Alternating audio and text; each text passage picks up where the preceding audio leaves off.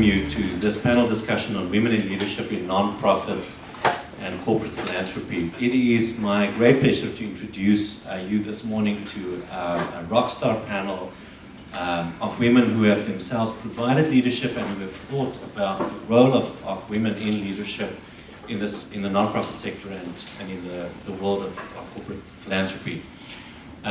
Starting over on this side, we have Marianna Amatullo, who is the Vice President for the Designmatters Department at the Arts Center College of Design here in Pasadena. Marianna is also a 2012 Fast Company celebrity. She was identified as one of the Design 50, so 50 people in the world who are at the leading edge of design at the moment, and I'm excited to hear what Marianna is going to tell us about today. Next to her is Jacqueline Fuller, who is the Director for Charitable Giving and Advocacy at Google.org. And before that, Jacqueline was with the Bill and Melinda Gates Foundation, and it goes on and on and on, as it does with every one of the resumes on our panel. Madeline Di Nonno is the Director of the Geena Davis Institute for Gender in Media, and has about 25 years of experience in media and the entertainment industry that she brings to the work she's doing now with the Geena Davis Institute. And then we have Toni Walker, who is an Associate Dean with the School for Intercultural Studies here at Fuller Theological Seminary. And our moderator is Christy Tennant Krispin, who is the founder of Algumwood Consulting and has done a great deal of work with Christianity Today. In particular, it's This Is Our City project, which I'm a huge fan of. And I also have the privilege of working with Christy at the Max Pree Center for Leadership. So I'm going to immediately hand it over to Christy. I want to welcome all of you and thank you for giving us some of your time this morning, but I think that you will find this an informative and inspiring conversation. Thank you, Gideon. Well, I don't want to say anything more because you've already got the topic, you know what you came here to hear a little bit about this morning. So to give us, because we could go in so many different directions this morning, to give us a little bit of context and maybe a starting foundation to build on, I'm going to ask Jacqueline to set us up a little bit. Okay, sure. Good morning, everyone. So I hope we make this interactive today. It makes it a lot more fun. So I wanted to just take a couple minutes and give a little bit of a framework to organize our thoughts. You know, starting with the data, just thinking snapshot-wise, trends-wise, where are we? There's actually some good news happening right now on the women front in leadership, right? For example, the percentage of college graduates is actually higher now for women. We actually are now graduating more female doctors, more female lawyers. I've got two teenagers. My older daughter chose to go to Barnard, so she's a freshman at a women's college in New York City.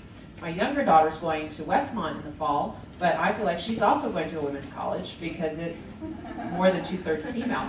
And that's the profile of a lot of colleges these days. So in terms of educational attainment, women are actually making some steady inroads, and that's great to see. But if you look at the very top, if we talk about C-suites, right? So CEOs, CFOs, people who really have their finger on the power. And on the nonprofit side, you know, who's running the show, executive directors. We still see a huge gap. And the thing that's troubling is that gap is really not changing much. So it seems to be pretty stubborn. So I think what we really should focus on is that leadership gap. Another area where I think we really need to take a look at as a society is STEM careers. So STEM meaning science, technology, engineering, math. Well, why is STEM important? Okay, so I'm from Google and we think STEM's important. But STEM's important because if you look at which jobs are growing, which employment sectors are growing, it's in the STEM fields. And so if you're a young person, you know, heading into college or thinking about career choices, getting into a STEM career can be a very important thing. Well, what's happening on the STEM front, we're seeing some positive growth. For example, in fields like biology, we're actually now graduating more female biology majors than male, but in areas like physics, math, and computer science, not only are we lower, but we're dropping. So let me just take computer science as an example. Again, coming from Google, we think computer scientists are pretty important, that programmers are pretty key, but the fact of the matter is where we're heading as a society is software very much is becoming a key to remaking so many of our systems and so many of our underlying processes. And if you don't have women who are actually architects of that design and architects of that change and at the table and shaping it as product managers or as engineers, then we're really left out of the conversation, and the things that we're creating are not reflecting either the needs or the wisdom of women. So take computer science, for example. We have actually regressed incredibly in terms of the number of women we're graduating. So my older daughter's a computer science major. She does her program through Columbia. Her introductory computer science class began with 40% women, not too bad. By the end of the class, it was 20% women, and Columbia graduates fewer than 9% women in that major. So something's clearly happening along the way, and you could say, well, it's just because women aren't as good or women aren't interested in computer science. But then you look at places like Caltech, graduating 40% women. You look at Carnegie Mellon, graduating 40% women. You begin to see, well, actually, maybe it's something about our approach. Maybe there actually is a way where we can get women interested in this and keep them and graduate them that isn't to do with them, but has to do with our approach. So I throw that out there. So the other area I think we really need to take a hard look at is the media. I'm so glad that Madeline's here, because one of the most impressive and sort of overwhelming presentations I ever heard was when she and Geena came up to Google. It's actually like a year and a half ago, and talked to us about the data. And I'm not going to say much more on it because I know she'll speak to it.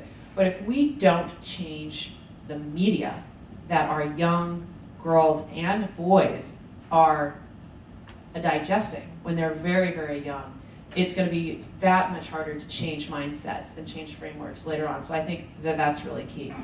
So how do we think about this at Google? Just say a couple quick things about that. So for one thing, I find it really doesn't usually help a conversation when you assume the worst in someone. Right? This is true whether it's roommates or marriage or a topic like this. And the fact of the matter is there is some misogyny out there, but really, if you look at the science behind it, there's also a lot of unconscious bias, right, that's happening. And so what we've found at Google is that we do have an issue with women in leadership there, but our most constructive conversations are when we carry forward the conversation around, the data shows that we have some unconscious preference error in our system. So when we speak about it that way, that actually, we are selecting for traits that are not correlated with success. We are selecting for traits that are actually not correct variables for the algorithm. That actually helps. So as an example, if you look at people in leadership, they are disproportionately tall. Now, would anyone say that the taller you are, the more naturally gifted you? No. But that comes from an unconscious sort of evolutionary mind, right? Where we just go with that. And we have tribal loyalties that are part of our evolutionary biology and how we adapted in the savannah that are not so helpful today, right?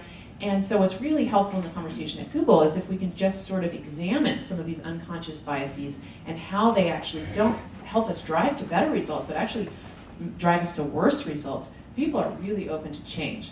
So I think one thing for our framework is just talking about how do we frame these issues and what's sort of the most pragmatic way to get people to work towards resolution. And the last thing I want to throw out there is a little bit provocative, right? So when I came to Google, Sheryl Sandberg actually hired me. She's now at Facebook. She's coming out with a book called Lean In. And her premise, if I could just paraphrase it, is that, if you want to get to the C-suite, if you want to be CEO, from the time you're in 5th grade, you need to really lean in. And women, don't pull yourself out of the leadership track before it's time. A lot of women will say, well, I might want to have kids someday, so I need to hang back. I think there's a lot of goodness and truth in there. I think there's also a dangerous message in there, right? Which is that we need to look really, what is the objective? Because is the objective really to get more women as CEOs, as we today define leaders and CEOs? Or is the goal to define leaders and CEOs in ways that are fully authentic to who we are as humans and where the data correlates with actual success, right? Because if you look at some of the traits and the requirements of being a CEO, they actually don't correlate with the best success for the company or for the individual. And they tend to be things that drive women away. So I think what we need to do is make sure that we're defining those leadership roles, every aspect about it, in ways that actually correlate with success and impact, and do away with all of the other things that don't. And I think we also need to look at asking women, what is necessary and what do you need and how can we help you become your best authentic leader of who you are and where you naturally then will reside and hit on the ladder, and not push women or men into career tracks or positions that actually aren't attractive to them. Okay, thank you for setting that up. I'd like to ask Madeline to begin by addressing the work that you're doing, and particularly this idea of how the media shapes what women expect from themselves, perhaps, and what your work is doing to kind of address some of the media biases. Should we show the video? Sure. Why don't we do that? Because I think that will kind of set up what we do, and then we can get into some data points. Okay, that sounds great. Meet Jane. See Jane. See her? She makes up half the world's population. But you wouldn't know it by watching kids' media. On screen, Jane is outnumbered by a ratio of 3 to 1. When she is there, a lot of time it's purely as eye candy. And girls everywhere are watching. On average, over 7 hours a day. If they see Jane, it's with little to say, few career options, and even fewer aspirations. But we can change. Meet Jane. See Jane? She is half the world's population. She has important things to say. And she can be anything she wants to be. But to empower girls, we need to see Jane. SeeJane.org. If she can see it, she can be it.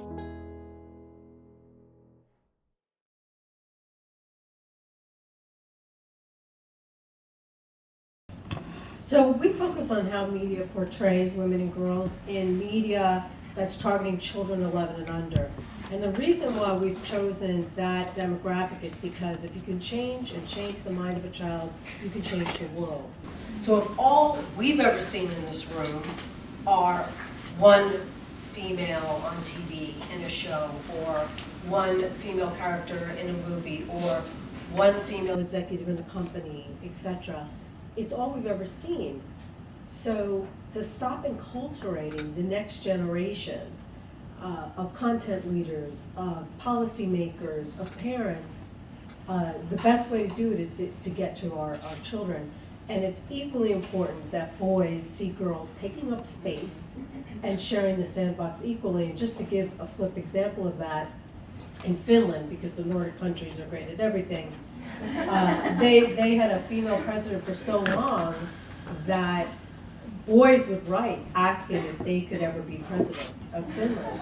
And that's the flip side of it. And I want to match up two of our data points with what Jacqueline said. So in terms of the leadership gap in media, 80% of the jobs are held by men in family films and children's media, and primetime actually does a little bit better.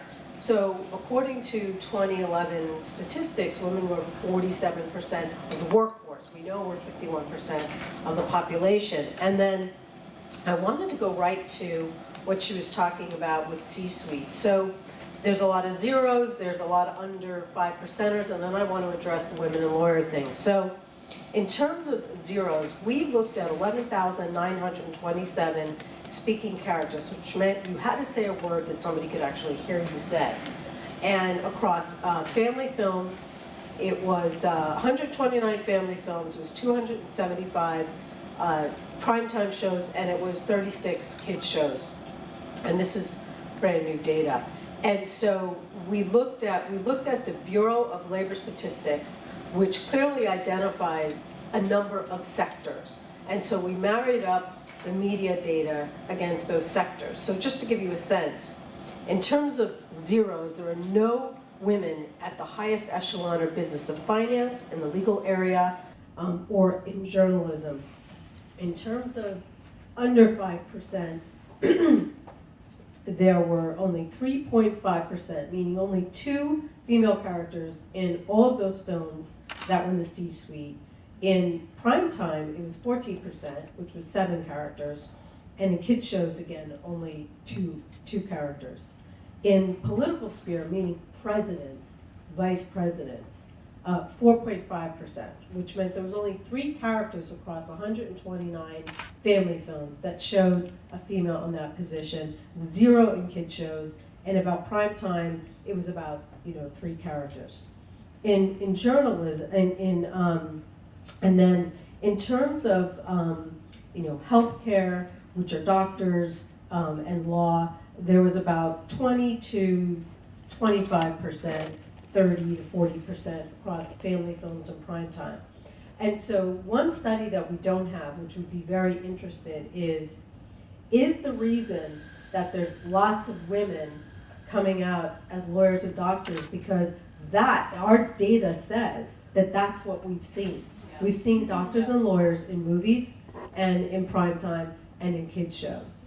And it would be interesting, and we actually think we're going to do a survey of postgraduate and just see if that's the case. So, and then in terms of STEM, there's and actually in the real world, 25% of women hold a C-suite position. So those numbers are way off in media. Now in STEM, we were very, very concerned with STEM. There's a 15-to-1 ratio of male to female characters in terms of STEM. And in terms of the categories, it's very, very limited. So for example, when you think about all those crime shows, on CBS, you have a lot of women who are forensic, but you don't have computer scientists. So there's 2 categories that all of media uses out of the entire and there's no agreed upon segment breakout on STEM. But when you look at life sciences and computer sciences, you're not seeing computer sciences, at all. And in the real world, women hold 24% of all STEM jobs. So there's a great disparity in terms of and this is kids media. We're not looking at our films. We're looking at kids shows, prime time, and family films. We're just not showing our children what the possibilities are. Well, as a female member of the Screen Actors Guild, I would love to see you guys successful in getting some of those roles, more meaty roles for us, so thank you for that. I'd love to just ask you briefly to share what practically is the Geena Davis Institute doing to encourage more of this to happen in media? So the research is only a tool, because think about it, if we're going to get in front of the CEO of the Walt Disney Company or Universal or Google or Electronic Arts or any of these companies, these are multi-billion-dollar companies. You better have the facts. You better not have theory. And you could be a scholar all you want, but that's not going to hold weight with them. So we go in with quantitative, scientific data that can be upheld to any standards. And when you present the facts, and to Jacqueline's point, it's how you present the data. So first of all, we don't attack them. We never talk about their content. Number 2, we present the facts. We're like, hey, did you know across family films and prime time, etc., there's a 3-to-1 ratio of male to female characters, and in group scenes, only 17% of the backgrounds of these shows or TV shows or films are female. We're 51% of the population, unless you're doing a remake of Saving Private Ryan. How is it when you walk in like The Village, etc., it's not half female? How is that possible? And they're shocked. Well, we don't like to talk about specific content. Yeah. So. It's true in animated films. Well, yes. So, how is it that all the zebras have male voices? And first of all, they're really shocked because, companies have been trained through diversity and CSR, corporate social responsibility departments, to think about diversity. So for example, we've had the heads of casting say, we break down every single script that we get to see if could a character be American Indian, could they be African American, could they be Asian, et cetera, et cetera. We've never had the conversation, could that character be female? Never. Never thought about it. And because we're talking about kids media, they're shocked. And another thing that Jacqueline said is there's no evil conspiracy against women in Hollywood as much as you think it would be. Think about what's happening behind the camera. Well, there's a 5-to-1 ratio of male to females in terms of, there's only 5 to 7% directors, there's only 13% writers, and there's only 20% producers. So organically, if you write what you know, which most people do in Hollywood, they tell the stories that they know, and there's a 5-to-1 ratio of male to female, then you have to think about the byproduct that's winding up on screen, whether it's a large screen or your TV screen. So in terms of the leadership gap, you have to get more women in the pipeline. And just to prove our point, what we found is in family films, when there is the presence of one female writer, there would actually be a 10% increase in on-screen roles. So right there, that proves that point. You have to get more women in the pipeline behind the scenes in order to influence the product that's coming out. So, and just to get very specific is, so great, we present, blah, blah, blah. So what we did is, we know people said, 90% of us are going to use it, we're going to share it, etc. But we did a survey last year to say, okay, you told us you're going to use it and you're going to share it. Now, what'd you do? And of the respondents, over 50% changed 3 or more projects. And we said, well, what does that mean?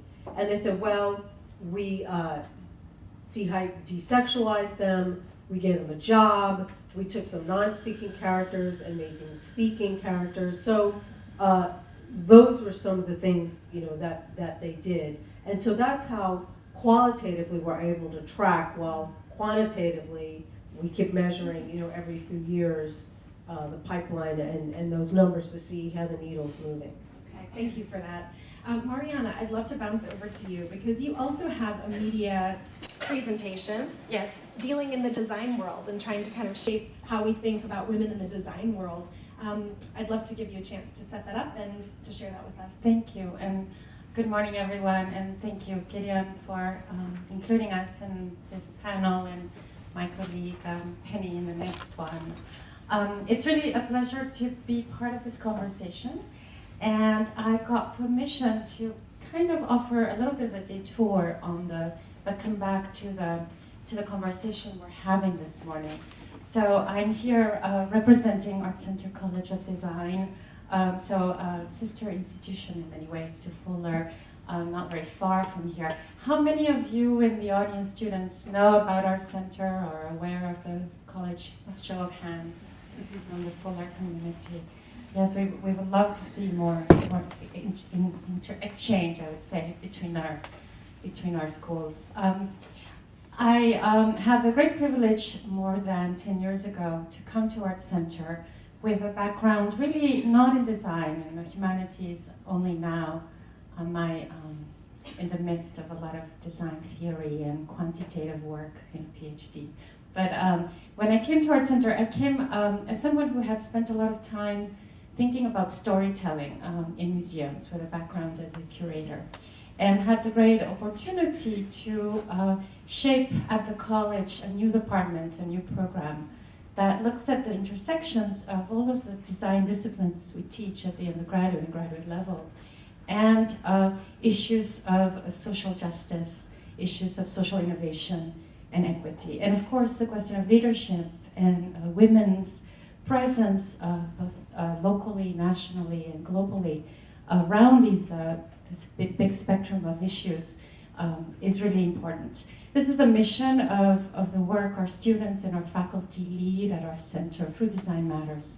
This idea that through, as creatives and as designers, they can really explore an impact with a positive stance the world and the society we live in. And again, in the audience, I want to make sure you have a chance later to talk to Elisa Rufino, who's the director of the program, who's in the back, and maybe she can show her hands. You'll meet Penny, Dan Gottlieb, and Alex Kabnock, one of our star students. So through this mission, again, questions of leadership and equity are huge for us, and one of the distinguishing ways in which we address them is through work in partnership with the United Nations. We're an NGO with several bodies and funds of the UN, and have this real responsibility and privilege to partner with experts in development that are thinking about these issues globally, and the role of women and leadership and access in that stance. So over the years, our students have been involved in a number of original campaigns and media that they create through these partnerships that end up in the halls of the General Assembly, that end up in small country offices in Afghanistan and others that UNFPA has, where we are thinking about what does it mean, leadership in the Global South, right? The questions are very different than the ones we're having this morning. Women don't even, leadership might be carrying water and walking several miles to come back with enough water to keep your family healthy.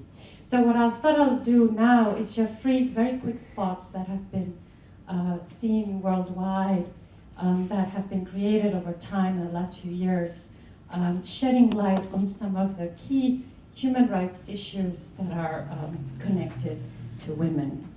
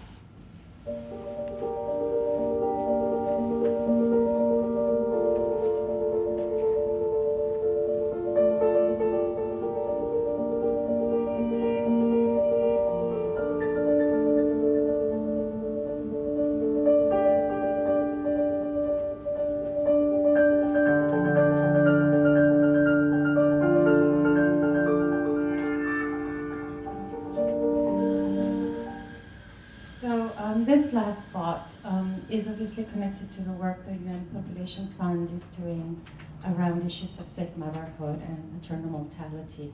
The statistics have progressed a little bit since this spot was done. I think it's now every 2 minutes that a woman dies giving birth. But it still means that 800 around the world on any given day, there are 800 women that are dying from childbirth. And this is a terrible statistic, especially since it's, we have the power to take care of that one problem. And there are also statistics that show that children, infants whose mother dies, are much more prone to not make it after their second birthday. So very sobering, right? And it invites a reflection, again, about what does leadership mean in the Global South for us when we're, as a global society, so interconnected, and where issues of investment in the livelihood of women so that they can have leadership become really key.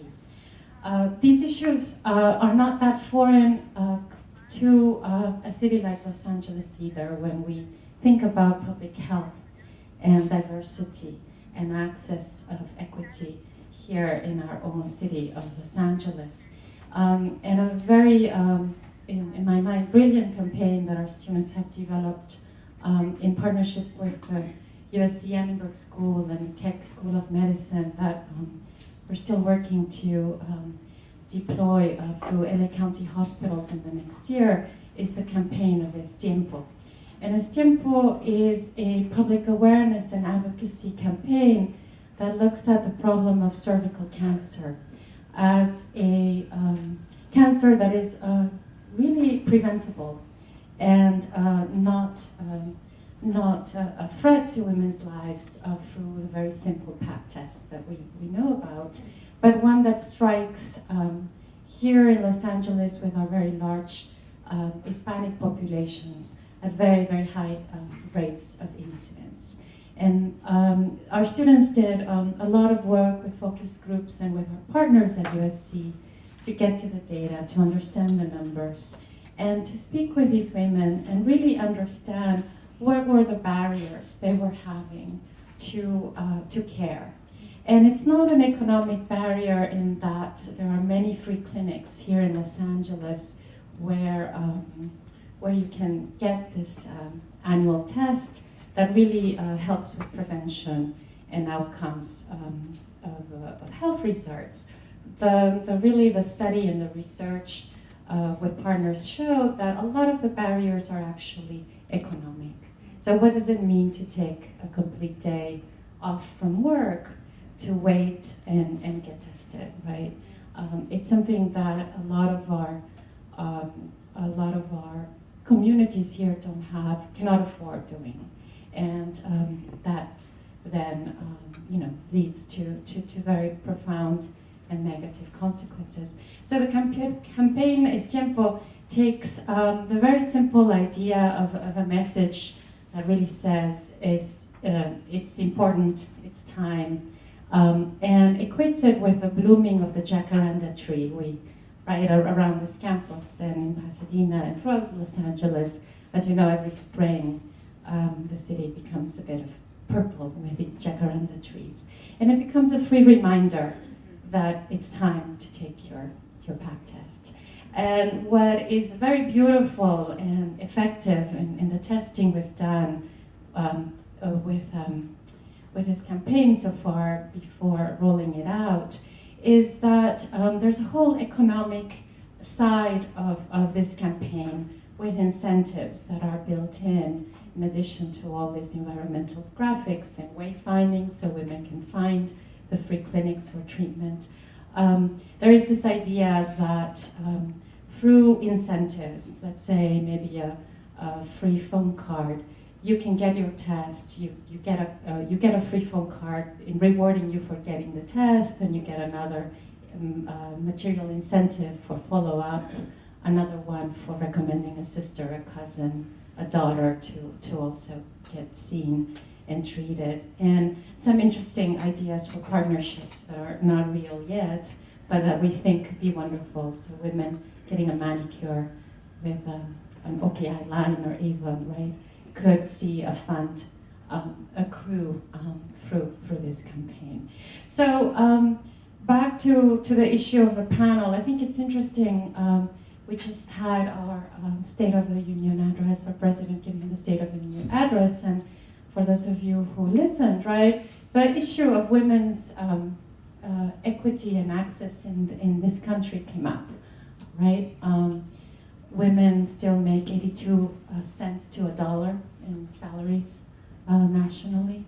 There were some interesting comments that can be seen a bit misogynist, right, when the presidents refer to, in a surely well-intended, our wives, our mothers, our daughters, right? It's I think, a double-edged sword, how we promote that rhetoric. So I think, back to the comments of this panel, a lot of work ahead. But it is important to think about the issues that we have to think about here and leadership, and not forget, in my mind, these issues of equity and access, because they really are the foundation by which we can then have this conversation. Thank you. Thank you for that. So we have been hearing a robust kind of background from the first two speakers after Jacqueline about the awareness and the power of media, using this beautiful design in both of these campaigns to raise awareness and to impact the way that we think. Toni, I would love for you to kind of carry us from that, from the way we think, to what are the practical implications on the way we think and with our styles of leadership, our management styles, how we lead as women, very practically, and just share some of your heart on that. I'd be happy to. Before I go into that, I would like to pick up on some of the themes that Jacqueline shared to just set the landscape a little bit. Here in the US, out of 400 top charities, only 19% are led by women. And also, the leaders at the top of those charities are not as diverse as the American population. And as Madeline said, over 51% of the American population is female. Also, I was specifically talking about the top 400 charities in the US, but when we think about the other segment, the smaller charities, a majority of those are actually run by women. And when we think about the American workforce, 2/3 of the American workforce is actually female. So in this, I really want to appeal today to men and women, those of you in this room. This is something that we all need to care about and that we all need to be active in making a difference, but it really takes men and women. And I think, Jacqueline, I think you alluded to this, but the implication is that if we don't have more women and more minorities in executive management, in leadership, the risk is that we don't have people in leadership who are representative of the communities where the majority of our charities are serving, the communities where they're funding, and also the communities where they're working. So Jacqueline, I think you said something along the lines of, and I think you said, Madeline, as well, how can we understand the communities that we're working with? How can we understand our staff if we have no experience? And I do want to advocate and say that it takes men and women working at this issue. So I'm not saying that we necessarily have to understand how to work with a population that's predominantly female, that we need only female, we need male and females, but we certainly do need females in executive positions so that they can make decisions and have voice in policies, in practices, in services that impact communities that are predominantly female. And that's just something that's absolutely critical, and it'll take all of us working together to think about how we can do that specifically in this country. The other thing I wanted to add is that Marianna mentioned the example of the Global South and the importance of thinking about understanding that how we think about leadership has to be different in every single context that we're working in. It changes in every context. For example, we're here at a theological seminary. How we think about leadership at a seminary and for the broader understanding of the church is different than how we think in politics and in corporations. But it's interesting how you talked about, for some women, leadership may involve thinking about how to get clean water for your family. So I just wanted to point out that there's informal leadership and formal leadership. And when we talk about women in executive positions, we're talking about formal leadership, where it's very clear that they have authority and power, reverent power, because they've been given a specific position. But there are a lot of women, and there have been historically, a lot of women who function in informal leadership roles, where every day around the world, they're taking leadership.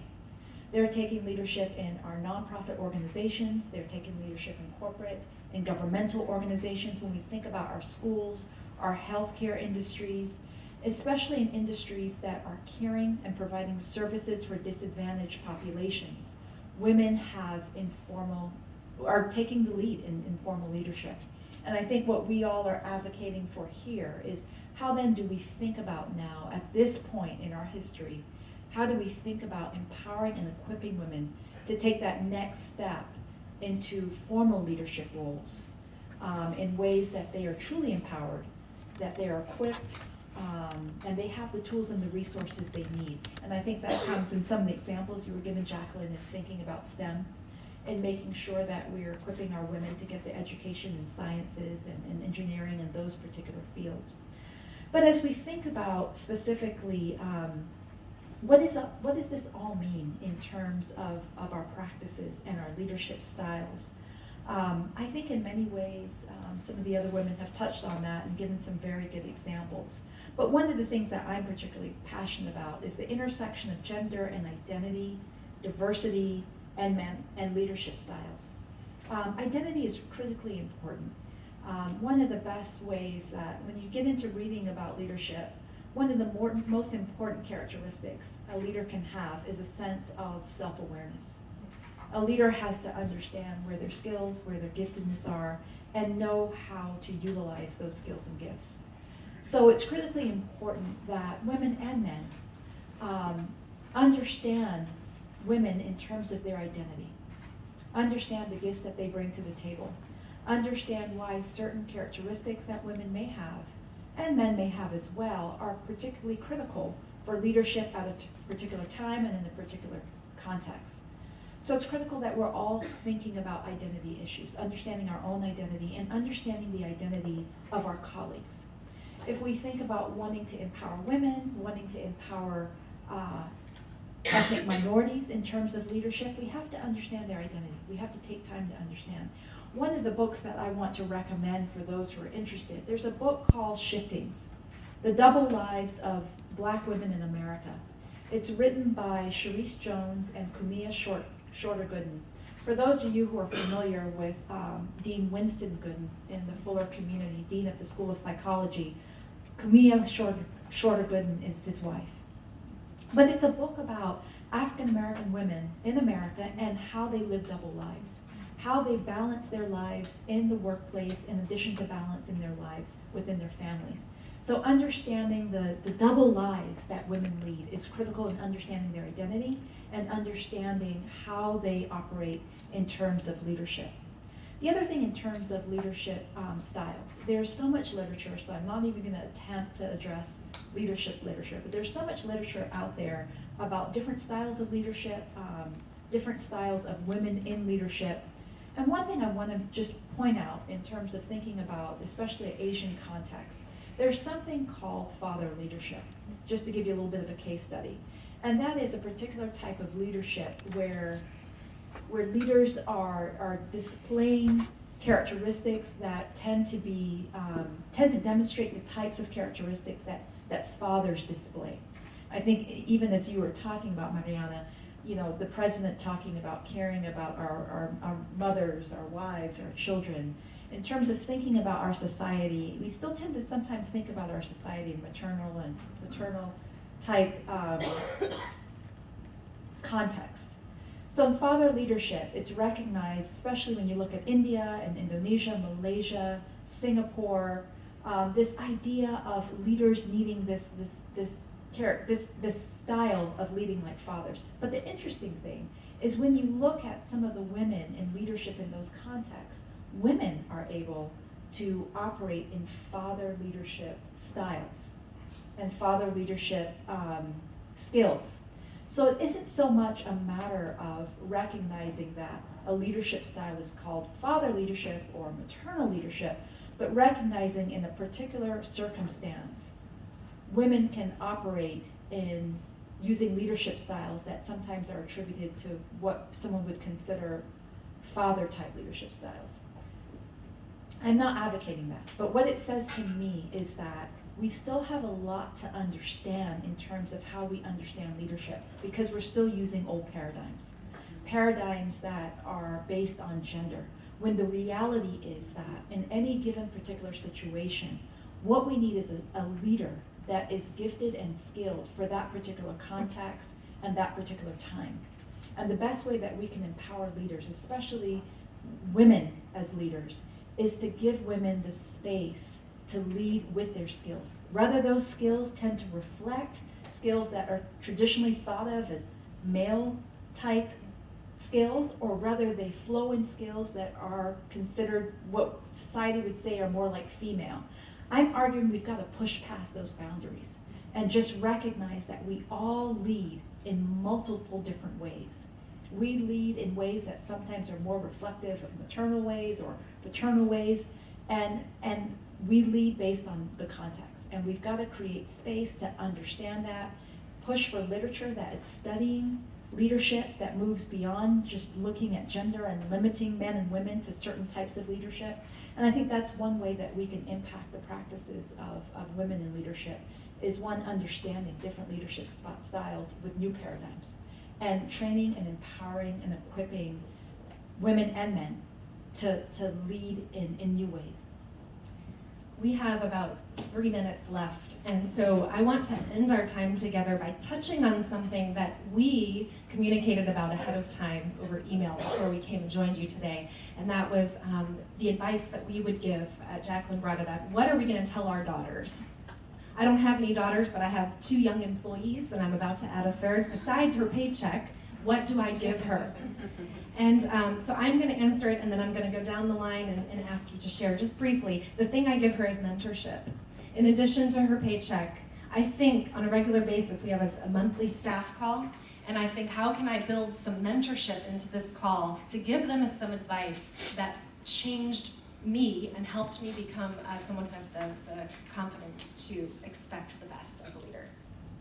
I would hope to give a daughter and a son the freedom and space to grapple with their identity, to understand who they are, and also the freedom to be informal and formal leaders with the giftings that are inside of them, and help them to cultivate. I hope that I'd help them to cultivate those gifts and skills so that they can lead based on their identity and who they are.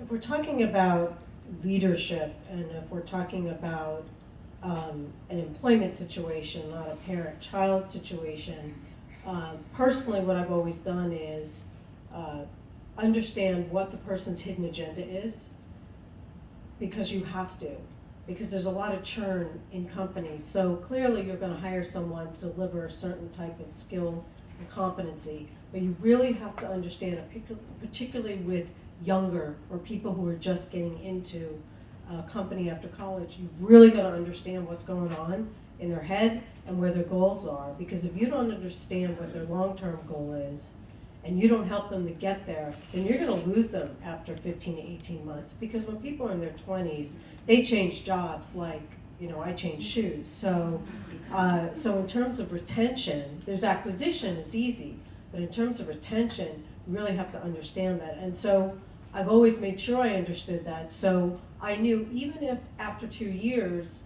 they would need to move on, at least I know that I was able to get what I needed for the company that I was serving, and then I could help them get where they needed to go. I think in terms of leaky pipeline, in terms of getting more women into the C-suite, there has to be financial remuneration, and there has to be a measurement in which, and some American companies, actually entertainment companies, do that. So if you're a publicly traded company, you have EBITDA, you have Orbita, and that's kind of the company's performance. You have your division, and then in terms of yourself, they also have a percentage of their bonuses and salary go against who they're mentoring and who's been assigned to them. And I think it has to be tied to money. That's the only way it's going to work, unless you look at some of the quota systems that Europe's done. But I think in terms of, it's a very easy way to add another slice, add another percentage, and reward men and women for mentorship. And I think that's how you can push a lot more women up into those higher echelons. Do they assign mentees in that? Yeah. Oh, okay, that's good. Yeah. So you did professional, I'll go personal. What I would tell my daughters, what I do tell my daughters is, one is I'd say find your authentic self, develop your identity and your passions, and stick with them.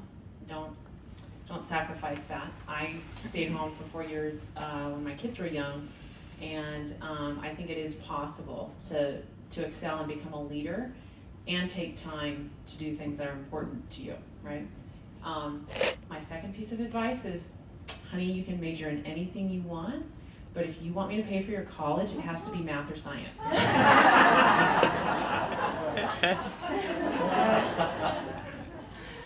So I have teenage boys, no daughters, but get to be around wonderful young women, artists and designers at our center every day and outside Art Center as well.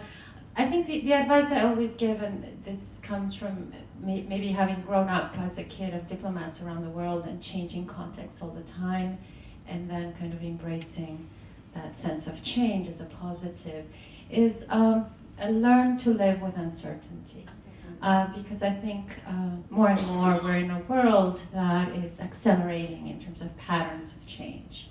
So whatever degree you get, whatever trajectory you decide to take in your professional path, this idea that there will be no change is really an illusion. And the more comfortable you are with that idea of learning in situations of uncertainty and embracing risk, the better you'll fare out.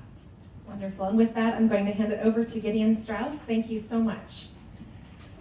Thank you. As a father of two young women in their early 20s, I really appreciated this conversation and particularly appreciate the final comments of the panelists. Thank you, Marianna and Jacqueline and Madeline and Toni, and thank you, Christy, for moderating this conversation so well. Let's thank her.